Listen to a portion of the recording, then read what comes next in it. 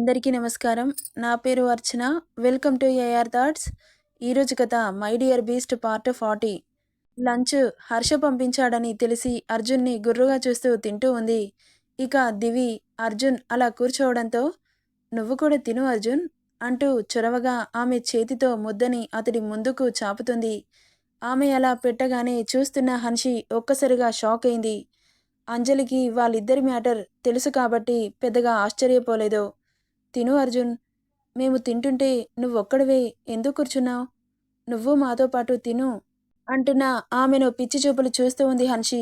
ఆమె అంత ప్రేమగా పెడుతుంటే అతడికి చిరాకొచ్చి అక్కడి నుండి లేచి వెళ్ళిపోయాడు. ఛీ, వీడికి అంత ప్రేమ చూపిస్తుంది, తన ప్రేమ అర్థం కావట్లేదు కానీ దొరకని దాని గురించి పాకులాడుతున్నాడు అని తిట్టుకుంటూ ఎదురుగా ఉన్న దివిని చూసింది. అంజు కళ్ళల్లో నీళ్లు కనిపిస్తుంటే చాలా బాధేసింది ఆమెకి. ఇక తినకుండానే ప్లేట్లో కడిగి అక్కడి నుండి వెళ్తుంటే ఆమె చేయి పట్టి ఆపి, ఎక్కడికెళ్తున్నావు? నాకు ఆకలిగా లేదు బాబీ అనింది ఆమెను చూడకుండానే. ఎందుకు అబద్ధం చెబుతున్నావు? ప్లీజ్ బాబీ, నన్ను ఫోర్స్ చేయకు. ముందు నువ్వు కూర్చో. చెప్పాను కదా బాబీ, చెబుతుంటే అర్థం కావట్లేదా అంటున్న దివిని. దివి, కూర్చో అని గదిమింది అంజలి. ఆమె ఎప్పుడు సైలెంట్గా ఉండడమే చూసిన దివి ఒక్కసారిగా అలా కసరగానే ఇక ఆశ్చర్యంగా చూస్తూ కూర్చుంది. తన పక్కన అంజు చేతితో గోరుముద్దలు కలిపి ఆమె ముందుకు చాపింది. దివి నీళ్లు నిండిన కళ్ళతో అంజుని చూసి సారీ బాబీ అనింది. పర్వాలేదు, తిను అంటూ ఆమెకు తినిపించింది. అంజు చూస్తున్న Hanshi, we are very lucky Bobby, నీ అంత మంచి మనసు గల అమ్మాయి మా ఇంటికి కోడలిగా వచ్చినందుకు అని అప్రిషియేటింగ్గా చూస్తూ అనగానే నవ్వి సరే పదండి క్లాస్కి వెళ్దాం అంటూ క్లాస్కి వెళ్లారు. ఆఫ్టర్నూన్ కరిగి ఈవినింగ్ కావడంతో నీరసంగా కాలేజ్ బయటకి నడుస్తారు ముగ్గురు. వాళ్ళిద్దరేమో కానీ అంజుకి మాత్రం తెగ చిరాకొచ్చేస్తుంది అర్జున్తో ఇంటికి వెళ్ళాలంటే. ఇక దివి హన్షి వెళ్ళి కారులో కూర్చున్నారు. అంజు వెనక సీట్లో హన్షి పక్కన కూర్చుంది. దివి ముందు కూర్చున్నందుకు అర్జున్కి కోపం వస్తుంటే ఏం చేయలేక సైలెంట్గా కార్ స్టార్ట్ చేశాడు. దివి మాట్లాడాలని ట్రై చేస్తుంటే ఆ ఛాన్స్ ఆమెకు ఇవ్వకుండా డ్రైవింగ్ మీద దృష్టి పెట్టాడు. ఇక కార్ నేరుగా బాటియా మాన్షన్లో ఆగింది. దివి దిగకుండా అర్జున్తో మాట్లాడాలని చూస్తుంటే అంజలి హన్షి అక్కడి నుండి కార్ దిగి లోపలికెళ్ళిపోయారు. అర్జున్ కూడా కార్ డోర్ ఓపెన్ చేసుకుని దిగుతుండగా అతని చెయ్యి పట్టి ఆపింది. విసుగ్గా చూశాడు ఆమెని. ఏంటి అన్నట్లు. నన్ను చూస్తుంటే అంత విసుగొస్తుందా? అలా చిరాగ్గా చూస్తున్నా అని అడుగుతుంటే ఆమె బుగ్గపై చేపట్టి ట్రై టు అండర్స్టాండ్ దివి, నిన్ను బాధ పెట్టాలని కాదు, నాకు నువ్వంటే ఎలాంటి ఫీలింగ్ లేదురా, ప్లీజ్ అర్థం చేసుకో.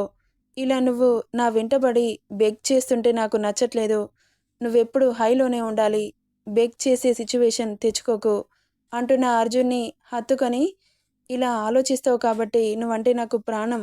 ఐ లవ్ యూ అర్జున్, నిన్నెప్పుడు డిస్టర్బ్ చేయను అని అతడి ఫేస్ని దోసిల్లోకి తీసుకుని నుదుటి మీద ముద్దు పెట్టి అక్కడి నుండి వెళ్ళిపోయింది దివి. వెళ్తున్న ఆమెను చూసి అక్కడి నుండి వెళ్ళిపోయాడు అర్జున్.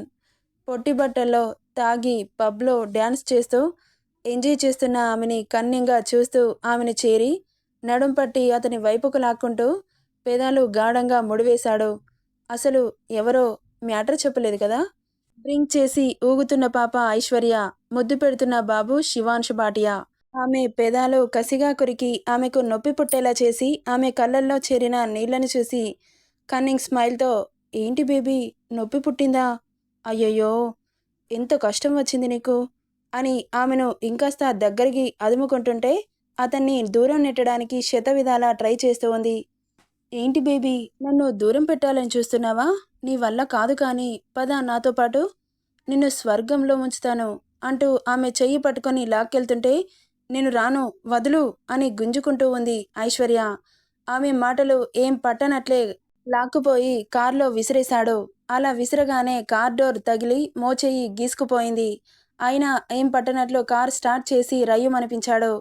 రేయ్ ఆపరా, ఆపు అంటూ శివ జుట్టు పట్టి లాగుతుంటే ఒక చేత్తో స్టీరింగ్, ఇంకో చేత్తో ఆమె జుట్టు గట్టిగా పట్టి దగ్గరికి తెచ్చుకొని ఆమె మెడ మీద గట్టిగా కొరికాడు. అమ్మా అంటూ అరిచింది. ఆ అరుపుని ఎంజాయ్ చేస్తూ అబ్బా ఈ మున్నావే టర్కీ కోడి లెక్క అని ఆమె నడుంని అరిచేతిలో బంధించి గట్టిగా నొక్కగానే నొప్పికి ఆ అంటూ అరిచింది. ఆమె అరుపులని, బాధని ఎంజాయ్ చేస్తున్నాడు శివ. రేయ్, అసలేం చేస్తున్నావురా? వదులు. నిన్ను వదలడానికి కాదే, ఈరోజు నీతో నాలోని కోరికలన్నీ తీర్చుకొని అప్పుడు వదిలేస్తా అన్నాడు హస్కీ వాయిస్తో. అలా అన్నాడు అంటే తనకు మూడింది అని అర్థమయ్యి, సారీరా, ఇంకెప్పుడు అలా చెయ్యను, ప్లీజ్ వదిలేసేయ్. ఏంటే వదిలేది?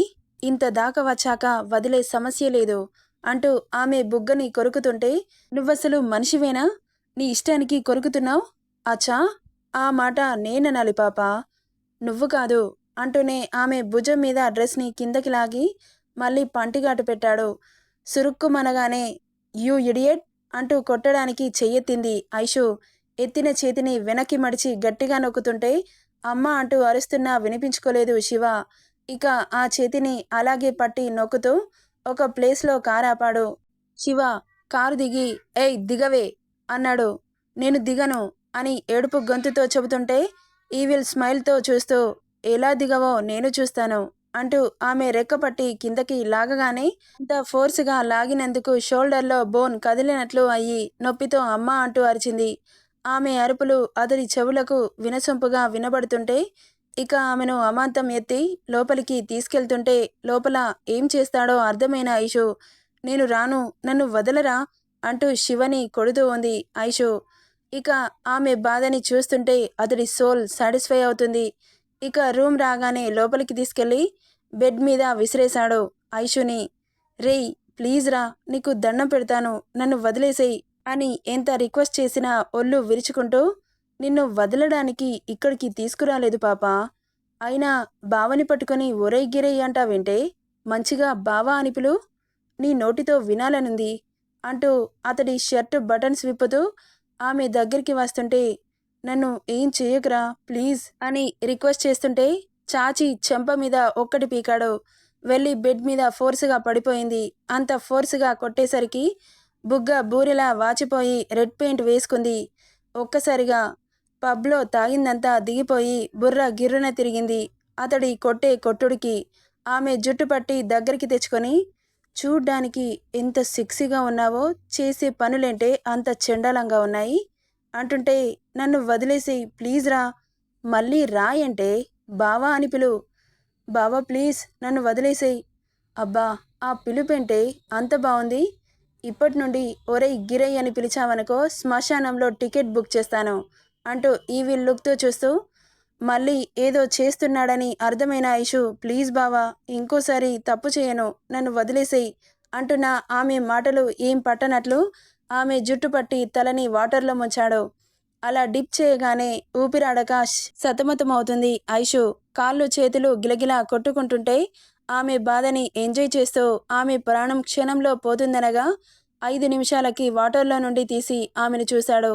శ్వాస అందక ఉక్కిరి బిక్కిరవుతుంది ఐషు. నీకే ఇలా అనిపిస్తుంటే నా పాప ఇంకింత బాధకి గురవుతుందే, యు బ్లడీ ఇడియట్ అని తిట్టుకుంటూ బెడ్ మీద విసరగానే వెళ్ళి బొక్కబోర్లా పడిపోయింది. బెడ్ మీద కాలు పెట్టి ఆమెని చూస్తూ ఉన్నాడు. వెళ్ళకిలా పడుకొని ఎర్రగా మారిన కళ్ళతో చూస్తున్న శివని చూడగానే భయంతో, సారీ బావా, ఇంకోసారి అలా చేయను, నీకు దండం పెడతాను అంటూ లేచి కూర్చొని వెనక్కి వెనక్కి జరుగుతూ ఉంది. అయితే నిజంగా నువ్వు బాధపడుతున్నావన్నమాట? అవును బావా, చాలా బాధపడుతున్నాను. అదిత్రి విషయంలో రియలైజ్ అయ్యావన్నమాట? అవును బావా, అయ్యాను అని భయంగా చెబుతుంటే నవ్వుకుంటూ అతని షర్ట్ బటన్స్ తీసి పక్కన పడేస్తూ ఆమె కాళ్ళు పట్టి దగ్గరికి గుంజాడు. అలా గుంజగానే ఏం చేస్తాడో అని కాళ్ళు రెండు దగ్గర పెట్టుకుంటూ ముఖం మీద చేతులతో గట్టిగా మోసుకుంది. ఇక శివ మళ్ళీ కాళ్ళని లాగి ఆమె మీద చేరిపోయాడు. ఫేస్పై పెట్టుకున్న చేతులని అతని చేతులతో బెడ్కి లాక్ చేస్తూ ఆమె ఫేస్ దగ్గరగా అతని ఫేస్ పెట్టి, అబ్బా, ఇంత సెక్సీగా ఉన్నావే, నిన్ను ఇప్పుడు ఏదైనా చేస్తే నువ్వు పీకేదేముంది అంటుంటే, వద్దు, ఏం చేయొద్దు, నేను హర్షబావని లవ్ చేస్తున్నాను, నిన్ను కాదు అంటున్న ఐషు చెంప డిటిహెచ్ రేంజ్లో పేలింది. అంత గట్టిగా కొట్టేసరికి మళ్ళీ బ్రెయిన్ తిమ్మిరెక్కినట్లు అనిపిస్తుంటే తలపై చేయి పెట్టుకుంది ఐషు. ఆమె కళ్ళల్లో నుండి నీరు తెలియకుండానే బెడ్ లోపలికి ఇంకిపోతున్నాయి. ఆమె అందాలని కన్నింగా చూస్తూ వేసుకున్న డ్రెస్ నుండి ఎత్తైన శిఖరాల మధ్యలో క్లీవేజ్ కనిపిస్తుంటే ఇలా చూపించి ఎంతమందిని ప్రవోక్ చేస్తున్నావే? అసలు నేను వచ్చిందే నీకోసం అంటూ కళ్ళెగరేస్తుంటే, నాకోసమా? నాకోసం ఎందుకొచ్చావు?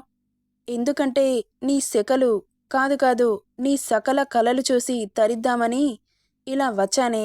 కానీ నీ కలలలో చాలా ప్రావీణ్యం చూపిస్తున్నావు. అందుకే నాకు అస్సలు నచ్చలేదు అంటున్న అతని మాటలకి, నేను వాటర్లో తోసినట్లు నీకెలా తెలుసు?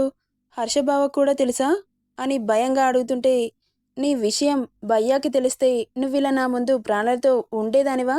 ఎప్పుడో శ్మశానంలో ఖాళీ బూడిదై ఉండేదానివి కానీ అంటున్న శివ మాటలకి గుండెల మీద చెయ్యి పెట్టుకొని హమ్మయ్య అనుకుంటుంది. అంతా రిలాక్స్ అవ్వకు బేబీ. నువ్వు చనిపోయినా సేఫ్గా ఉండేదానివేమో గాని ఇలా బ్రతికుండగానే నీకు నరకం అంటే ఏంటో చూపిస్తా అంటున్న శివ మాటలకి వణికిపోతూ అతడి బాడీ మొత్తాన్ని ఆమె మీద వదిలేయడంతో ఊపిరాడక సతమతమవుతుంది. ఐషు, ఏం చేస్తున్నావురా? లెగు, నాకు బరువవుతున్నావు అంటున్న ఆమె మాటలకి సగం చెస్ట్ కనిపిస్తుంటే కన్నింగా చూసి ఆమె చేతులని అలాగే బెడ్కి నొక్కి పట్టుకుంటూ ఆమె టాప్ టు బాటమ్ స్కాన్ చేస్తూ, అబ్బా ఏమున్నాయి నీ అందాలు, చూస్తుంటేనే పిచ్చెక్కిపోతున్నాయి అనుకుంటూ ఆమె ఎత్తైన ఎద మీద పెదవులు నిలిపి అతడి పళ్ళని దింపగానే చేప పిల్లలా కొట్టుకుంటూ ఉంది నొప్పికి. మెడవంపులో ఒక బైట్, అలాగే కాస్త కిందకు వచ్చి నడుం మీద ఇంకో బైట్. మొత్తంగా ఆమెను ఊపిరాడకుండా ఉక్కిరిబిక్కిరి చేసి వదిలాడు. ఇంకోసారి నా బేబీ జోలికి రావాలంటేనే నీకు వెన్నులో వణుకు పుట్టాలి. వస్తావా అంటుంటే, నోను అస్సలు రాను. కానీ హర్షబావను నేను మర్చిపోలేకపోతున్నా అంటున్న నెక్స్ట్ సెకండ్లో ఆమె పెదవులు శివ పెదవులతో లాకయ్యాయి. కసిగా కొరికి ఆమె కళ్ళ వెంట నీళ్లు వచ్చేలా చేసి, వస్తా అని చెప్పి వెళ్ళిపోతుంటే, మరి నేను ఎక్కడికెళ్ళను అని అరిస్తుంటే, ఏట్లో దూకి చావవే అని చెప్పి అక్కడి నుండి వెళ్ళిపోయాడు. షట్, ఇక్కడ నుండి ఒక్క వెహికల్ కూడా ఉండదు, ఎలా వెళ్ళాలి? ఇడియట్, స్టూపిడ్ రాస్కెల్, ఎంత నరకం చూపించాడు. అమ్మా, అయ్యా, బాడీని పిప్పి చేసి వదిలిపెట్టాడు, ఇంకా నయం రేప్ చేయలేదు అని ఆ ఒక్కదానికే సంతోషపడిపోతూ, వీడేంటి చూడ్డానికి ఎంత స్మార్ట్గా ఉంటాడు, విని లోపల ఇంత క్రూర మృగం దాక్కునుందా అని శివ చేసిన పనులు గుర్తొచ్చి పై ప్రాణాలు పైనే పోతుంటే అక్కడి నుండి ఎలాగైనా తప్పించుకోవాలని పరుగందుకుంది ఐశ్వర్య. ఏమైంది వైఫీ, అలా డల్గా ఉన్నావు? ఏం లేదు హబ్బీ, మీరు ఎప్పుడొచ్చారో? తమరు థింకింగ్లో ఉన్నప్పుడు వచ్చానులే. ఏం ఆలోచిస్తున్నావు అంతలా అంటున్న హర్ష మాటలకి చెప్పాలని గొంతు వరకు వచ్చిన మాటని మింగేస్తూ, ఏం లేదు హబ్బీ, మీరు ఫ్రెష్ అయ్యండి, కాఫీ తీసుకొస్తాను అంటూ వెళ్తుంటే ఆమె చేయి పట్టి దగ్గరికి లాక్కొని, నిజంగా ఏం లేదా అనగానే ఆమె గుండె జారి కడుపులోకొచ్చింది. నీళ్లు నములుతూ, ఏం లేదు హబ్బీ, అయినా డిన్నర్ చేసే టైంలో కాఫీ ఏంటి వైఫీ, ఏం ఆలోచిస్తున్నావు? అయ్యో, డిన్నర్ టైం అయిందా, నేను చూసుకునే లేదు, ఇప్పుడు ఎలా కవర్ చేయాలి అని ఆలోచిస్తూ, నైట్ అయిందని చూసుకోలేదా వైఫీ అన్నాడు. ఆ మాటకి హమ్మయ్య అనుకుంటూ అవును అని తలూపింది. బాల్కనీ నుండి ఈజీగా చీకటి కనిపిస్తుంటే సైడ్ లుక్తో ఆమెను చూసి, సరే వెళ్ళు అన్నాడు. వామ్మో, డిటెక్టివ్ లాగా ఆ చూపులేంటి, ఆ ఎంక్వైరీ చేయడం ఏంటి, ఈయనతో జాగ్రత్తగా ఉండాలి, ఆవలిస్తే పేగులు లెక్కబెట్టే రకం అనుకుంటూ గుండెల మీద చెయ్యేసుకొని అక్కడి నుండి మెల్లగా జారుకుంది అంజు. వాష్రూమ్ వరకు వెళ్ళి తల తిప్పి వెనక్కి తిరిగి వెళ్తున్న అంజుని క్షణం అలాగే చూసి అక్కడి నుండి వాష్రూమ్కి వెళ్ళిపోయాడు హర్ష. నెక్స్ట్ ఏం జరుగుతుందో నెక్స్ట్ పార్ట్లో చూద్దాం. ఈ స్టోరీ ఎలా ఉందో కామెంట్ చేయండి friends. Thank you for listening.